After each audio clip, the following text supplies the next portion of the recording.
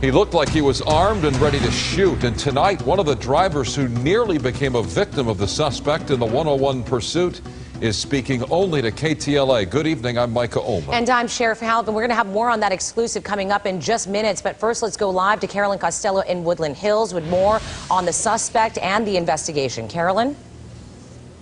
Well, Micah, the suspect in this case, a 19-year-old graduate of Taft High School. Dozens of his family members have gathered at the home you see behind me tonight to support his family. Now, the suspect was not armed last night when several officers opened fire, killing him. But still, the LAPD says video captured by Sky 5 clearly shows this shooting was justified.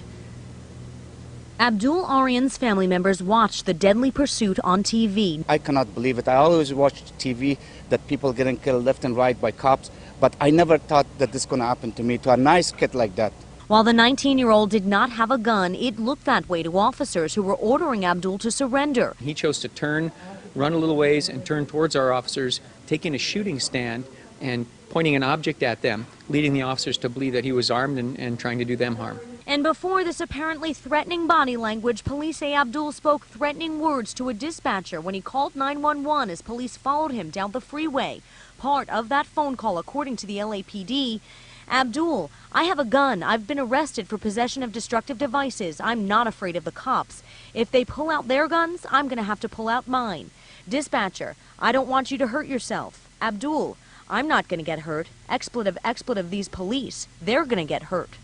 Police released part of the transcript, but not the audio recording of that phone call. We don't want to have the last few minutes of his life, broadcast on the air over and over again. We didn't think that it would be appropriate to air that out of respect for the family. Meanwhile, in the months, weeks, and days leading up to his death, Abdul made several ominous posts on his Facebook page. A picture with a cop car in the rearview mirror captioned, "Just always after me." Days before his death, he posted, quote, "Done crying, tired of trying. Yeah, I'm smiling, but inside I'm dying." He also checked in on the 101 freeway saying, quote, "Home sweet home." Those messages, the 911 phone conversation, the pursuit, and this body language, all leading up to the teenager's death. Day after tomorrow, his best friend's wedding. He told me the day before yesterday what kind of shirt, what kind of tie I should wear. He was not depressed or anything whatsoever.